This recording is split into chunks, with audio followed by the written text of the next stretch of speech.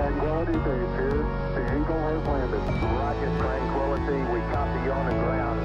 New possibilities are opening up.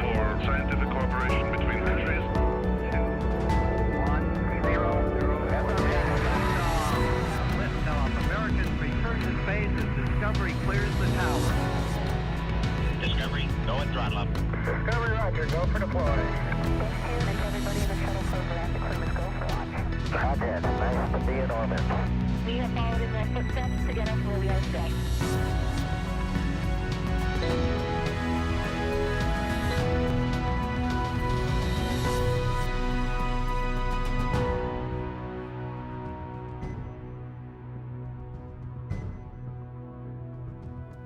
You are looking live at Launch Complex 39A at NASA's Kennedy Space Center, where a SpaceX Falcon 9 and Crew Dragon Endeavour are poised and ready to launch early Friday morning. Good morning, and welcome to the Crew-8 NASA Social Panel. I'm NASA's Jasmine Hopkins, and we are counting down to launch 4 crew members to the International Space Station. Early Friday morning, NASA astronauts Michael Barratt, Matthew Dominick, and Jeanette Epps, along with Roscosmos cosmonaut Alexander Grebenkin, are set to lift off at 12:04 a.m. Eastern Time. And today we have a very exciting live studio audience in the room with us. This is the NASA Social. So this group is going to get an exclusive behind-the-scenes tour of Kennedy Space Center, as well as a chance to view launch and an opportunity to speak to some of NASA's experts. So without further ado, I'll introduce today's panel. Starting from my left, we have NASA Associate Administrator Jim Free, followed by Carla Koch, Mission Manager for the Commercial Crew Program here at NASA Kennedy. Jennifer Buchli, Chief Scientist for the International Space Station Program from NASA Johnson. Kristin, Deputy Chief Scientist for the Human Research Program at NASA Johnson. And Patrick O'Neill, Public Affairs and Outreach Lead for the ISS National Lab. Our panel will be taking questions from the audience here in the room and from those of you online using hashtag AskNASA. But before we get to those questions, we'll give each of them a moment to introduce themselves. So, Jim, we'll start with you. Thanks, Jasmine. Good morning, everybody. What a great honor it is to be here with all of you who have taken such an interest in what we do at NASA around human spaceflight. And I really hope you do enjoy the day. I've seen some of the activities that you're going to see and experience today, and I really want to make sure you say the experience. And I'm going to start out with how many of you have seen a launch before? Okay, well, a lot of you. So you've seen one, so I'm guessing you took pictures or videos. Don't, okay? Don't. I think we post some pretty cool pictures and videos online, and experience it. Experiencing a launch for me is a great feeling. That feeling of the pressure waves hitting your chest, and in our case, this time, the fact that we're sending 4 humans to space to really fulfill NASA's mission about exploring the unknown of air and space and innovating for the benefit of humanity, and really that inspiring the world side of things that you're going to experience today and what you see, and then what you see when we launch this incredible crew. I recently started my job, and I've had the pleasure of kind of picking my head up. I was in exploration before, and picking my head up and seeing what we do across the agency, and it's really phenomenal what we do. From our X-59, which we just unveiled, the sonic boom that we're trying to lessen from to a thump, from a boom to a thump, and to our Earth science that we do with our recent PACE launch, to what we're here really to do today. And frankly, we've done for 20 plus years, and that's put humans in low Earth orbit and maintain a human presence in low Earth orbit, which is historic, first in human history. And the 4 crew members that are going to go up on Crew-8, and Matt and Mike and Jeanette and Alexander, exemplify that human spirit and that international spirit that we have on this mission, and we had for Crew-7, even only 1 American on that launch. And those 4 individuals have been living in space with other Russian counterparts and another U.S. astronaut, Laura O'Hara, really doing the science, the human research, and the commercial work that you're going to hear about from these panelists here today. I do want to say that our focus is safety. There's a lot of joy in what we do. There's a lot of inspiration in what we do, but we have to start with safety. And I think you're going to hear a little bit about that today, and I'm sure you're going to hear it in your tour. The administrator, the deputy administrator, and I encourage our teams who are on the ground to focus on getting our humans to orbit, keeping them safe in orbit, and bringing them home safely as well, which we'll be doing in Crew-7 in the near term. It is a really exciting time in human spaceflight. We have our Crew-8 that I just talked about. We have a Soyuz launch in March, the 21st of March, where Tracy Caldwell Dyson will be launching to the space station from Russia. And then after that, in April, we have our Boeing Starliner commercial crew mission, which will be the first flight of that vehicle.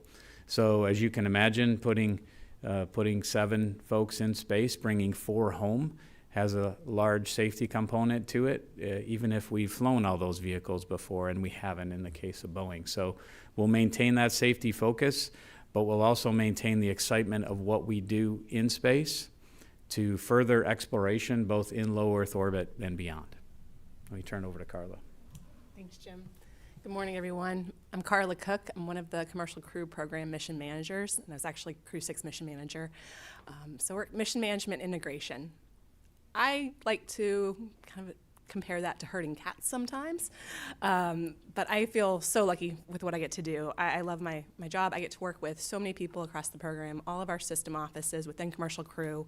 So I get to work with our spacecraft office, launch vehicle, ground teams, integrated performance, all of our engineers, our flight ops directorate, space station program, and our commercial providers. So I specifically get to work with SpaceX mostly.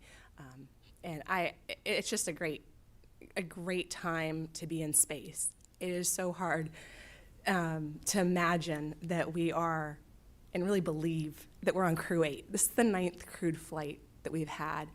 And I came in right after Demo 1, that first test flight, and it's just been kind of a whirlwind and just such a great journey. I'm so excited you guys get to experience this today and do the tour and watch the launch, and they're here with us. So I'm going to pass it on over and look forward to hearing questions. Thank you. Good morning, everyone. I'm Jennifer Buchli. I am the ISS Program Chief Scientist. It's a pleasure to be here this morning. I am responsible for the science strategy for the ISS program. I provide scientific recommendations to the program manager, to the research integration office, as well as headquarters, and ensure that we are utilizing ISS to its maximum capacity. I recently was working exploration science, so after about 2 years, I'm coming back to the ISS program, and it's a real pleasure to be here with you today at Kennedy Space Center. I look forward to talking about all the science that we're going to be able to do during Crew-8's time on orbit. Even though this is a crew-focused launch, we have about over 350 pounds of science and utilization launching just on this mission, in addition to the science we brought up on NG-20, as well as the SpaceX cargo mission we're going to be launching in March. So we have plenty of science to talk about. Thanks. Kristin? Thank you. So I am Kristin Fabre. I am the Deputy Chief Scientist at the Human Research Program over at JSC, Johnson Space Center. I'm really excited about today, too, because this, agreeing with everybody else, this is a really exciting time. We have the Orion program set up. We're talking about Artemis. We're thinking about how we're using the moon to understand and to learn the impacts of space flight for exploration. So how do we even use the moon as we get to Mars? So what we do at the Human Research Program is we think a lot about these very unique spaceflight hazards that our crew will face for space exploration. So if we're thinking about galactic cosmic radiation or isolation, that distance from Earth, confinement, the environment around them. And so we really focus on the science, on the impacts of all of these changes to the human. So we focus on the crew health, and we focus on crew performance. We use a lot of our ground analogs, meaning things that mimic components of spaceflight, so we can learn these impacts of the human. And then we use these really important tools in this very unique environment on the International Space Station of how the impacts of microgravity affects the human and crew health and performance. And so we do a lot of science on what those changes are and how we can study these impacts on the human in space. Awesome. Well, good morning. My name is Patrick O'Neill. I am the Public Affairs and Outreach Lead for the International Space Station National Laboratory. One of the questions I like to ask whenever I have the chance to engage with either a NASA social or other people that are coming out to experience a launch is, before you looked at your program and you saw that there was someone that was going to be talking from the ISS National Lab, who knew that the space station was designated a national laboratory? Let's see, just a couple. All right, that's so. I guess that means that as a communication professional, I need to do a more effective job of talking about the value of doing R&D on the space station. But let me give you a little bit of background on why we have a national lab on the space station. So Congress in 2005, they were looking at some of the preliminary research that was happening on the orbiting laboratory, and they said, "Wow, that's a really cool place to do experimentation at it because you have exposure to this microgravity, space-based environment for a long duration period of time." But we're also looking at a lot of the science that's happening, and it's much more focused on NASA. It's focused on our astronauts living and working in space, understanding the human condition so that we can go to places beyond low Earth orbit one day. But what if we widen that aperture and allowed for researchers from large companies, from academia, from nonprofits, from even student experimentation, really opening up what is possible to do R&D in low Earth orbit? What types of things might we learn? Are there therapeutics that we can ultimately improve or enhance? Are there consumer products that could be developed in low Earth orbit? Is there commerce that could be derived in space? And so that's why they deemed the space station a national laboratory. My organization, the Center for the Advancement of Science in Space, has been managing the ISS National Laboratory for almost 13 years. I've been fortunate enough to be here for about 12 years. So it's been truly exciting to see how we've evolved in being able to bring research to the space station.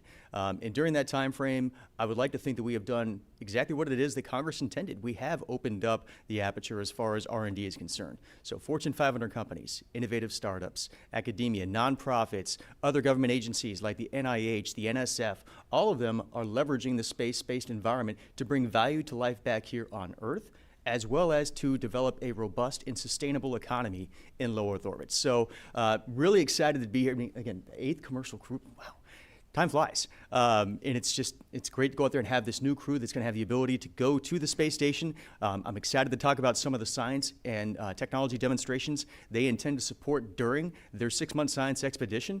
But again, it's just great to be here with you all. Thank you for your interest in the space program and the International Space Station program. All right, thank you so much to our panelists for those opening remarks. And now comes the fun part of the panel today, the question and answer. So for those of you in the room, if you have a question, please raise your hand, and we have some microphones, and we will get you one so that way you can ask your question. And for those of you online, please continue to use hashtag AskNASA to join the conversation. So we'll start right here in the corner of the front of the room. Oh, you hold it. Hello, my name is Wade. I teach anatomy and physiology, so talking about the science. Are there any physiology-related experiments going up on Crew-8? So we actually have a number of things that we're going to be looking at. One is looking at the changes of when you go from one gravity, so Earth's gravity, to microgravity, the impacts of your sensory motor system. And so thinking about motion sickness and how we need to think about addressing that research. So we're looking at some countermeasures because we know that space motion sickness can be a thing.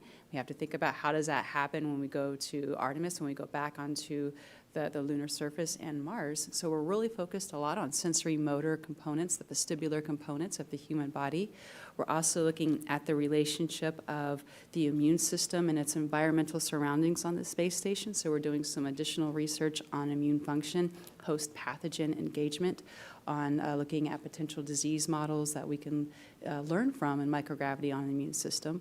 We also have what we call CIPHER, which is this really large complement of studies, and it's designed to look at components of the body in space over a period of time. And so duration is a key element of this. And so how does the body as a whole interact or change in space and microgravity over time? We've learned a lot over the past 20 plus years about changes in the human body over a period of time, but we haven't really done it in an integrated, holistic human fashion.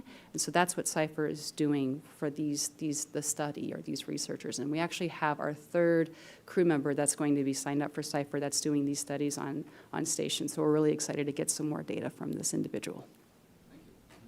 Awesome, thank you so much, Kristin. Great question, great answer. We have some more here in the front.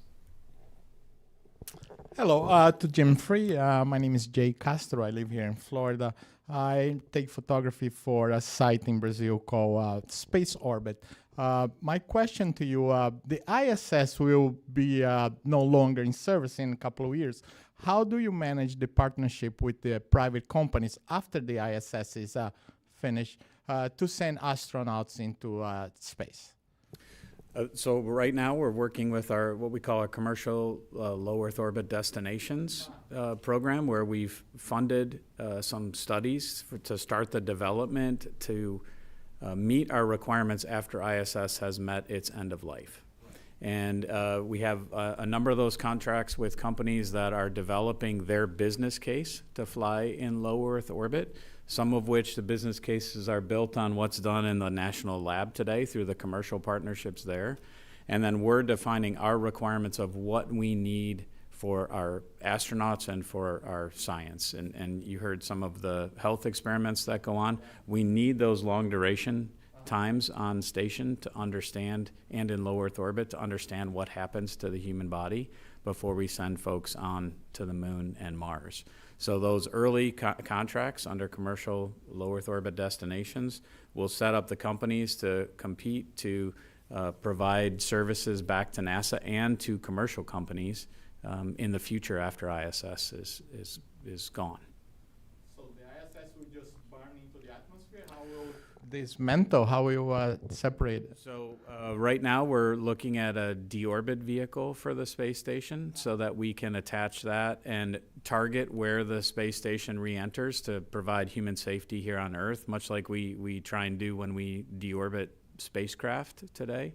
And that deorbit vehicle, hopefully, I think the proposals are due in March, and we'll make a selection, and the development of that will continue and go into orbit shortly before we anticipate the end of ISS. But that time between the end of ISS and when the commercial stations come on is very important to us. In the U.S. government policy, we're supposed to not have a gap in that time. I think it's the right thing to not have a gap in that time, but that's the contracts that we'll use. And I should have said at the beginning also, for all of you, I want to make sure you ask the questions you want. You all have paid your own way to be here. Not everyone that sits in those chairs does that, and we want to acknowledge the commitment that you have to the space program, in particular what the folks down the table here from me are doing. So thank you. Thanks so much, Jim. Appreciate that. All right, we have another one right here in the front. Hello, my name is Stephen Williams. You speak about the end of the life of the ISS. How long it's kind of a compound question, but how long does NASA expect to continue to support the ISS? And now there's more heavy launch capabilities and modules on the ISS reaching over 20 years old, does NASA or Roscosmos plan to design and swap out any modules to extend the life of the space station using heavy launch capabilities like Falcon Heavy or Vulcan? So we've committed as an agency and with many of our international partners to ISS through 2030. Our confidence in that date comes from our analysis of how the vehicle is functioning in orbit, structurally, electrically. You've seen we've done upgrades recently on the solar arrays to increase our power capability, to keep the power capability that we need. We're constantly doing maintenance. The crew is always doing maintenance on the inside. We do our spacewalks to do maintenance on the outside, to change out hardware, whatever it might be. On our commercial resupply flights, we're sending up replacement hardware. We keep hardware in orbit in case there is a failure in the power system or the guidance. And we work closely with our international partners that have modules, our Russian partners that maintain their side of the space station, to continually assess the ability of the vehicle to perform and do what we need it to do, and most importantly, keep our crews safe. So that's what we have confidence in through 2030. It doesn't mean we've picked up our pens and don't look at it. Our engineering teams are constantly looking at the technical side of it, and we'll make the decision when it's right to deorbit it. But right now we've committed through 2030. Thanks so much, Jim. I see some hands on that side of the room. I thank you for doing this. My name is Dario Hernandez from YouTube channel about exploration, space exploration.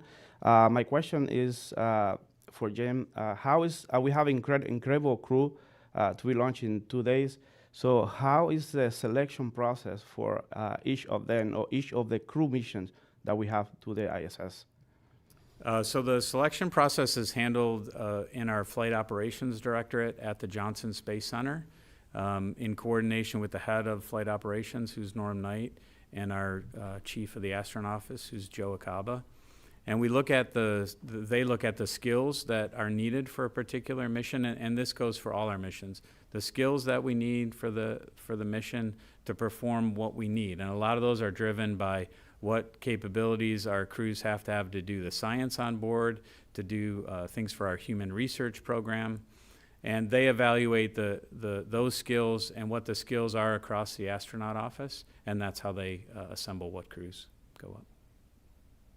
Thanks so much, Jim. All right, so we do want to share some love with those who are sending in questions online as well. So we'll take one from Instagram now.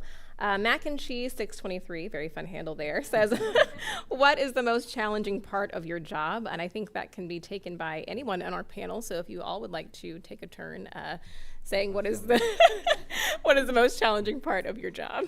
Okay, I can kick this off. It's getting everybody to talk to each other, to be honest.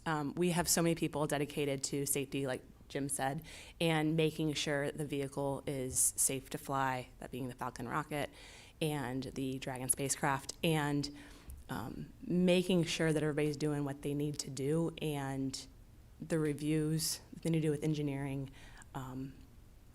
and coming to consensus across the team of, hey, what's the actual risk? Going and assessing that risk. Are we looking at the weighing the right things to make sure everybody's ready to go? And so I think that just getting everybody to talk to each other is probably one of the toughest things to do, which you would think that'd be pretty simple. So Awesome. Yeah. Thank you. Thanks. So I'll second that piece of it. A lot of times it's the integration part, right? We have so many different parts of NASA and groups working to make sure that a mission happens. It takes a lot of communication. I think for me personally, one of the most challenging things, and it's also one of the most rewarding, is making sure that we are able to get the science done that we need to accomplish. Our schedules are full. The crew is busy working on maintenance of the space station, right? Daily maintenance, sometimes doing repairs, sometimes doing upgrades. And then we also have a full schedule of research, both human research. We have the ISS National Lab, which opens up the International Space Station to the general public as a national asset, as well as the research we need to accomplish for our exploration programs. So I think it's a good problem to have, but as an example, the crew is so committed to science that coming up during the SpaceX 30 docked timeframe, they're working Saturdays. So we are really trying to get a lot done right now. So I would first just like to say a big thank you to the ISS program and to everybody here that makes the science happen. As a science-based program, the human research program, this is incredibly important for us. And maybe to just third what everybody's saying about integration, that is very complex. And so the fact that we do have these integration operations that happen is maybe just a little short of a miracle, because there are so many moving parts. And all of the work that they do to make sure that our science gets done so that we get the answer that we need, so we can tell the crew that they're like, here's what the risks are, here's what we recommend, how do we reduce those risks, how do we come up with those countermeasures and mitigation strategies. Those are very complex activities that we have to do. We have to think about the type of science that we need to launch into the International Space Station. How do we make sure that the studies that we have will give us the answers? That's a lot of coordination and integration with our scientists, with our stakeholders across the agency. So those are Herculean efforts, but it happens. At the end of the day, we get the answers we need. I would say my answer is probably going to be a little bit different because I am a communicator by nature, and I would say that as Jen alluded to, it's a good problem for us to have where we launch so much now from KSC and from other places around the world where in some ways it's kind of difficult to be able to communicate to the general public about all the great things that are happening on the space station, in low Earth orbit, and beyond. So it's really incumbent upon not just people like myself, but also for you in the audience too, to try to do our part to communicate what's happening on the space station, why we're doing it, the value it brings to humanity, whether it be to benefit life on Earth or to further our footprint in low Earth orbit and beyond. So again, it's a very good problem to have when we're launching so much now that you have to be that much more spot on with how it is that you are presenting this to the general public. But again, I don't see this slowing down anytime soon. So again, thank you all for being here and again, communicating to your audiences about why we're doing these missions to the space station in the first place. Thanks so much, Jim. Did you want to add anything? Or No, okay. they hit it. Okay, perfect. Thank you so much. All right, we'll go back into the room now. I see somebody hand raised very high in the back there. We see you. Thank you so much. I have so many questions, and there's no time. There's so much to do and learn. This is so exciting. Thank you so much for hosting this. So we're crossing over from Black History Month to Women's History Month, and we're in a leap year. So it's very exciting to be here for Crew-8. Gen Eds took years to make it to the International Space Station. Why do we need women and Black Americans in space? And by extension, why do we need Black Americans in space science? And a follow-up question to that is, if someone could speak to probably the doctor, how is human female health different than male health in space? Thank you. Thank you for that question. I love that question. Diversity in general it gives us so much more depth to the science that we're studying. When you have different walks of life, different perspectives, different experiences, you come to the table with a different way of solving a problem. You come to the table with a new idea or a different idea. Somebody like me will probably think differently than you. And that actually makes the science stronger. That gives us a better understanding that we need to understand the impacts of the human body in space as a whole and not just one particular demographic. We really want to think about spaces for everyone. I know that we say this a lot. I've heard a lot of our colleagues, whether at a national lab or some of our partners in the commercial crew health office or even just the commercial partners, that really space is for everyone. We need to understand the impacts, the changes that are happening, not just in the different demographics, but when we talk about sex differences, what does that mean? What does the hormone response do to physiology? What do we think about when it comes to radiation? We actually do have some studies looking at sex differences in our portfolio where we're looking at some radiation studies. We're looking at some behavioral studies where we can understand the impact of not just the genetic component of sex differences, but also the hormonal component of sex differences. And these are all going to be key answers for us as we start to inform our hopefully increasingly diverse crew that are going to be going to the moon, going to Mars, on how we can best inform them of the best way they can have the most optimal experience for their mission. By the way, my name is Ginger Birkenbiel, and I'm here with Burke Creative, my company, and CPAS Foundation, a STEM organization in Chicago. So just one more question about women in space. And this is a really blunt scientific question, do women have their normal, natural experiences in space that we have on Earth? For example, menstrual cycles. Can women in space, have you ever had a woman in space that's been pregnant? I don't know. I mean, these are just questions that I'm curious about because a lot of the science is based on male anatomy.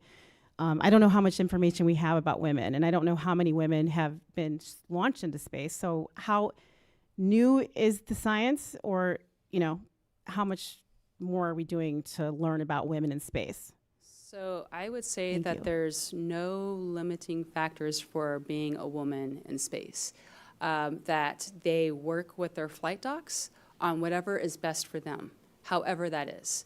And that is a conversation between the patient and the flight doc. Whatever they want to do, however they want to do it, that's how they can handle it. So there's no limitations for being a woman going into space exploration or doing research or living and thriving in space. We are rock stars at the type of science we do. We have so many great examples, so many wonderful crew that have represented our science and represented of our diverse backgrounds that come back and share their experience and inspire the next generation of an even more diverse population, both men and women and ethnic backgrounds, to join the NASA workforce and to continue our journey. All right, thank you so much, Kristin, for taking those questions, and thank you for asking them as well. So we have a lot more now on this side of the room again, so we'll go back here. Hi, my name is Krista. So I primarily share content on Instagram, and one of the things I talk about a lot is mental health. So I know you guys run, or that a lot of experiments are run on the physical impacts of being in space, but I'm wondering if there's anything that is being tested or learned about the mental health side of what I imagine space exploration is.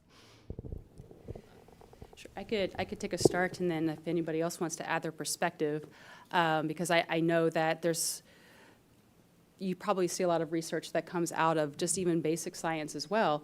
But we focus a lot on mental health. It's actually one of the main hazards that we think about for space exploration. If we think about isolation and confinement, or even the distance from Earth, so thinking about comm delays, what does that do? Not being able to speak to your family whenever you want to, as we're thinking about our way to Mars. So we have a whole section that's I guess we call it an element, which is basically focusing on a discipline for that type of question. So behavioral health, cognitive function, human factors, and so how does the person impact or interface with the machinery within the vehicle? What does sleep do to stress, and what does that do to team dynamics? How does food and exercise create a healthy countermeasure so that it keeps it helps with some of the behavioral stress that you might impact or you might be experienced to. So we have a whole team dedicated to behavioral health that help with our surveys. They help with actually a lot of the research that we're doing with CIPHER or standard measures. These data points that we're collecting on flight studies and our ground analogs are really helping us get insight into the behavioral component of isolation and confinement and distance from Earth. And then we can start coming up with how do we reduce those risks? How can we recommend some of our mitigation strategies to the agency? Kristin, could I add to that with an example that I love that you're doing in the program is our CHAPIA, which I'm never going to get the acronym right, but it's a Mars analog on Earth where have 4 subjects in a Mars base station at the Johnson Space Center today, where we're doing a lot of things that Kristin just talked about, understanding the effect of those 4 people together on the surface of Mars. They can go out and do simulated spacewalks. They've been given their food when they were put in, the food for the year, how the caloric intake helps with some of the interfaces that Kristin was just talking about, how the caloric intake drives their energy level. There's a lot of feedback on the mental side of that. And I think we have 4 of those scheduled, if I'm right. 4 one-year sessions with 4 different crew to really understand what are they going to need while we start to design these vehicles to send them to Mars down to the surface and back. Awesome. I'll just add, this is something we don't just think about from the research perspective as well, right? We think about this operationally. So Kristin touched on it a little bit. You know, we do have the team of researchers who are looking at this for future exploration. We also have a robust team of doctors in flight medicine and behavioral experts and support for our crew members. So this is something that if we're seeing things to help the crew function better, perform better, support them while they're on orbit, our researchers are working hand in hand with those teams to make sure that we're implementing that. Thank you all for tag teaming that question. We have another one here in the front of this side of the room. Hi, I'm Chris. I teach photography on YouTube, so this is a photography and ISS question. Obviously, there's a lot of training that's done before these missions, safety and engineering and science and all that. But one of the most powerful things, I think, to come out of these missions are the photographs, because I think it touches the public in a real profound way. What type of training, or is there any training, is done before they go up to the ISS in photography and using cameras and knowing what to shoot? Is there any training that's done? There is. Thank you for the question. There is an entire group that trains photography. We have folks who train the crew members, and then we also have people who support real-time, help kind of troubleshoot, timeline things on orbit. The crew does get training on photography, how to use the cameras, right? A big part of this, even for research, is documenting what we're doing, right? Sometimes that is the data. And then, as you mentioned too, there's the public outreach piece of it. ISS has a really unique vantage point, not only from where we're flying, right, but we cover 90% of the Earth's inhabited surfaces.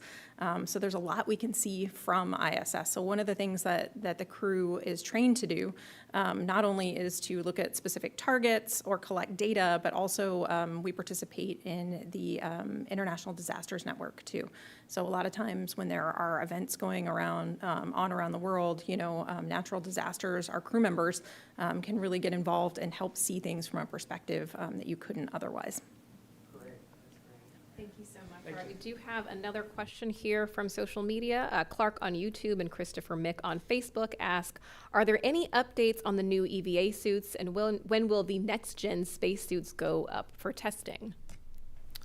So EVA suits, we have two contracts in place to get EVA as a service. One contract with Collins for the space station suits, and one contract with Axiom for our exploration suits. Those developments are phased a little bit differently. The ISS suits are a little bit later than the exploration suits. The Axiom suits actually just had a recent run in the neutral buoyancy lab at the Johnson Space Center.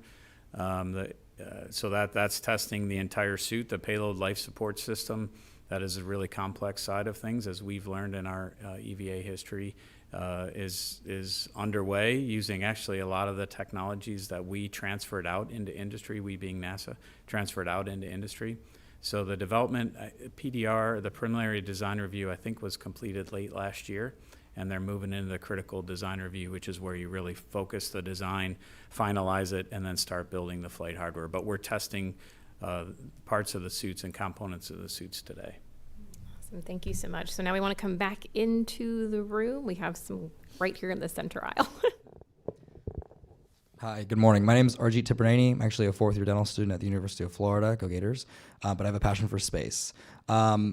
Space is hard, and sometimes geopolitical tensions can make it even harder. How is NASA maintaining its relationship with the Russian Space Agency, and how are you keeping that partnership successful? I'll start, and any of you that have some of the practical side of what happens on your disciplines on station, I'd be happy for you to share. I mean, it obviously is a challenging time on Earth with those relationships. I think what space has proven time and time and again is that it is, I'll say, politically influence neutral. It's about professional space flight. It's about safety. It's about commitment to getting science done and continuing to explore together. And that is the umbrella under which we've continued to operate.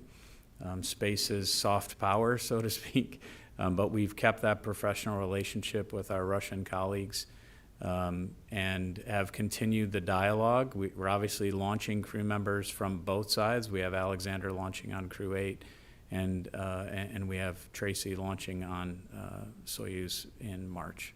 So I think that's the way we've operated. That's the way we've agreed to continue to operate, and keep the politics out of it so that we maintain our safety and our exploration focus. Thanks, Jen. Does anybody else want to add to that question? I can add to it from the science perspective. Since the beginning of ISS, we've been working very closely with our partners to collaborate on science. As you said, space is hard. None of us can do this alone. And so we come together a lot of times to design experiments and address questions in a collaborative way. So someone will contribute crew time, another person will contribute hardware, we'll share the data. So we have a long history of doing that with all of our international partners, including our Russian partners. So during this time, that is continuing. We, in particular, are collaborating on physical sciences at the moment with our physical science department, but we have a history of also doing that on the human research side. Yeah, and just really nothing more to add other than we try to just keep things professional and business as usual. Until somebody tells us not to, we're just going to keep doing the science that we need to do. Great. Thank you guys so much for taking that question. So you guys have a full agenda today, and that is going to wrap up all the questions we can take here in the room at the time. But before you go, we do have some things to leave you with. We want to thank our live studio audience, or the NASA social crew, for joining us. We want to thank our panelists for answering those questions as well. If you're a content creator who's watching this and wants to get involved, you can do that using nasa.gov/social to see what opportunities are coming up next. Also, leading up to launch this Friday morning, you can use hashtag Crew-8 across our NASA social platforms to get involved in the conversation. And as a reminder, that launch coverage on NASA TV is scheduled to begin at 8 p.m. Eastern Thursday night on February 29th, and launch is scheduled for 12:04, very early, a.m. Eastern on March 1st. Thank you again so much for joining us today, and until next time, go NASA, go SpaceX, and go Crew-8.